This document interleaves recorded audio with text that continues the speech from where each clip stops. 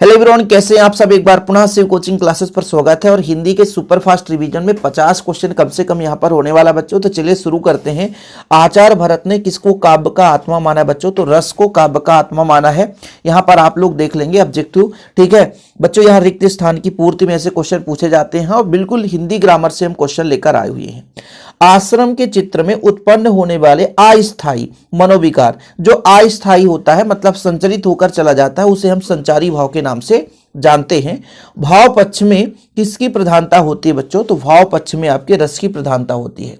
भाव पक्ष में किसकी प्रधानता होती है? तो रस की प्रधानता होती है। आगे देखिए, यहां पर संचारी भाव की संख्या कितनी है बच्चों? तो संचारी भाव की संख्या 33 मानी गई है। कितनी? 33 मानी गई है। प्रत्येक रस का एक नियत स्थायी भाव होता है, एक निश्चित स्थायी भाव होता है। संचारी भाव की संख्या निश्चित नहीं रहती।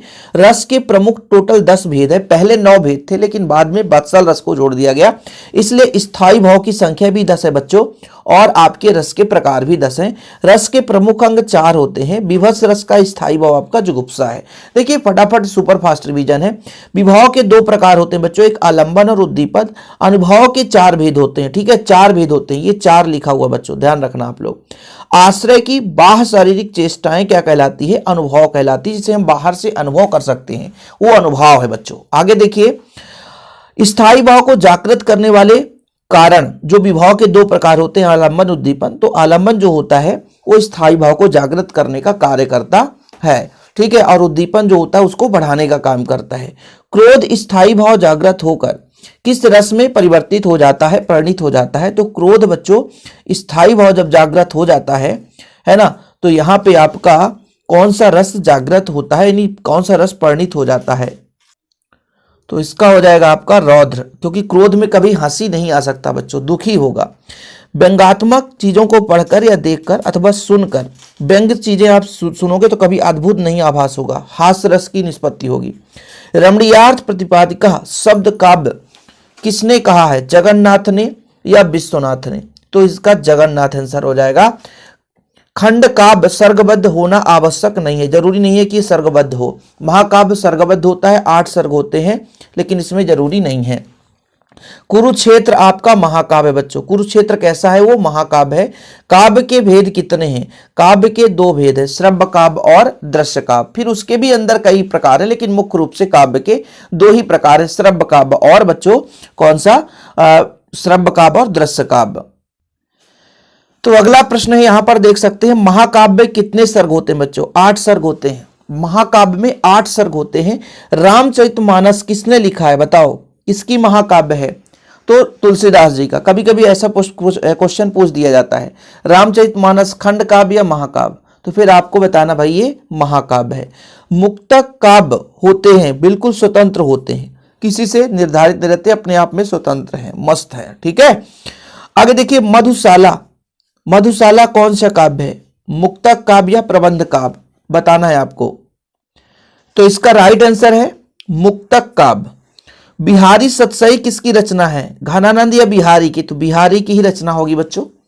मुक्तक काव्य में प्रत्येक का स्वतंत्र अर्थ होता है, प्रत्येक छंद का या प्रत्येक रस का स्वतंत्र अर्थ होता है, बताओ।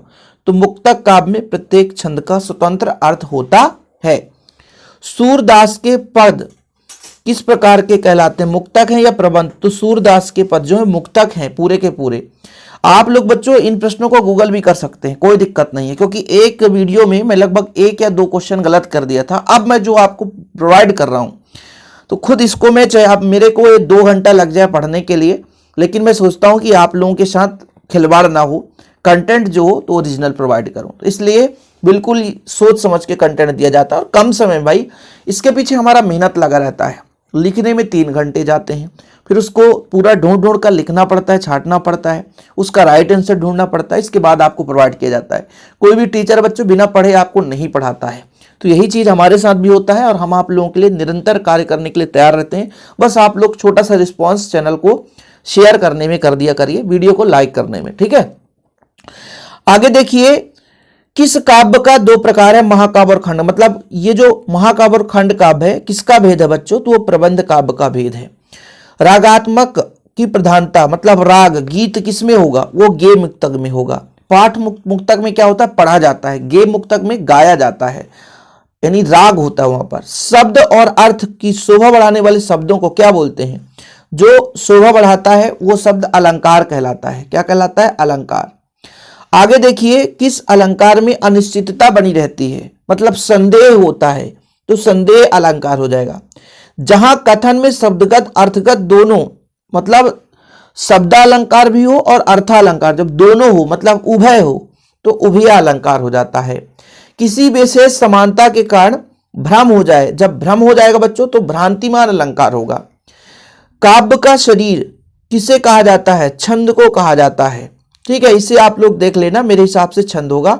आप इसको थोड़ा देखना, क्या अलंकार भी हो सकता है। अभी तक मैंने छंद ही इसको समझा है। जहां पर उपमान की उपेक्षा उपमेय को काफी बढ़ा चढ़ाकर वर्णन किया जाए, मतलब उपमेय की प्राथमिकता ज्यादा हो, वहां पे कौन सा अलंकार होगा? ठीक है, बताओ आप लोग भाई साहब, कौन सा होगा यहां पे? तो व्यतिरेक अलंकार होगा। कौन सा अलंकार? व्यतिरेक अलंकार। छंद शास्त्र में पाद का अर्थ है छंद का चतुर्थ भाग होता है। ठीक है, एक छंद में 4 से अधिक चरण हो सकते हैं, 4 से कम चरण नहीं होते, 4 चरण होना कंपलसरी है।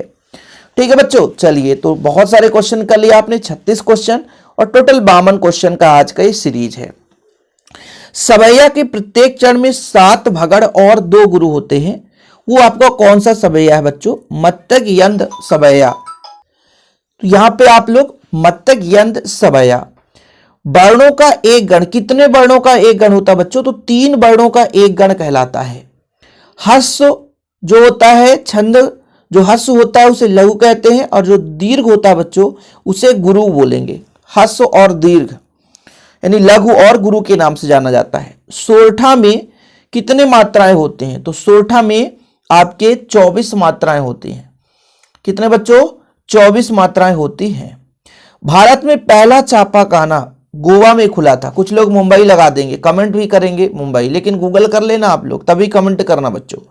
मुद्रण की शुरुआत कहां से हुई थी? तो चीन से हुई थी। वर्तमान छापाखाना का शुरुआत गुटेनबर्ग में हुई थी। ये क्वेश्चन पूछे गए हैं, कई बार पूछे गए हैं, ऐसा इसीलिए ला रहा हूं। उल्टा पिरामिड शैली कितने हिस्सों में बांटा जाता है? उल्टा पिरामिड शैली, तो बच्चों उल्टा पिरामिड शैली कितने हिस्सों में बांटा जाता है?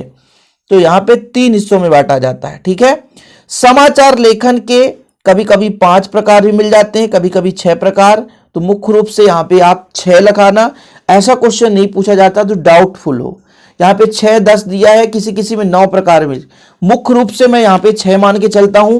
आप लोग बताना, जो बच्चे है ना, यहाँ पे आप लोगों के लिए एक क्वेश्चन है, टास्क है कि भाई समाचार लेखन के प्रकार हैं, इसमें 6 में मैं ज्यादा प्राथमिकता देता हूं। ऐसे डाउटफुल वाले क्वेश्चन नहीं पूछे जाते हैं, लेकिन मैंने प्रोवाइड कर दिया है, तो चलो यहाँ पे आप समझ लो। समाचार लेखन उल्टा पिरामिड होता है। उल्टा पिरामिड शैली बच्चों कैसा है? उल्टा पिरामिड शैली। संपादक के नाम पत्र स्तंभ को प्रतिबंधित करता है, जनमत को प्रतिबंधित करता है। संपादक, जनमत मतलब जनताओं के मत को।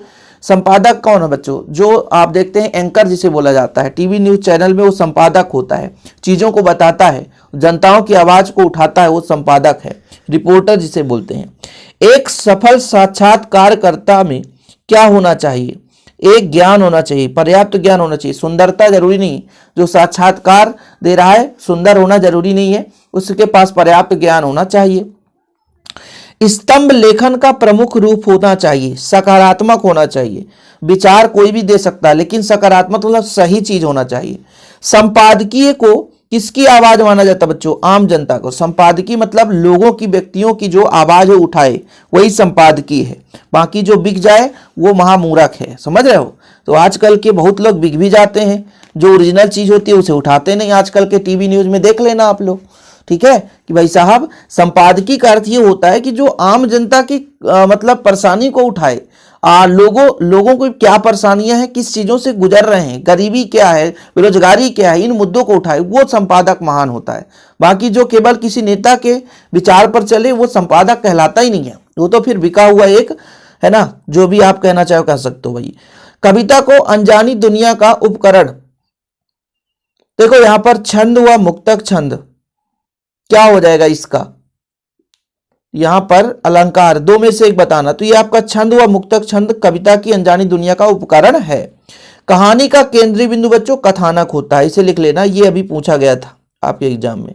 कहानी का केंद्रीय बिंदु कथानक होता है। तो इस तरीके से मैंने लगभग 50 क्वेश्चन और आप लोगों को 10 मिनट में पूरा संग्रह करके लाया। और वीडियो पसंद आया तो प्लीज लाइक करके शेयर कर दें बच्चों। एमपी बोर्ड में आप लोगों के लिए स्पेशल हम प्रोवाइड करने जा रहे हैं। यदि जो बच्चा पहली बार आया है चैनल को सब्सक्राइब जरूर कर लें, अपने छोटे भाई बहनों के साथ शेयर जरूर करें। जय हिंद, वंदे मातरम।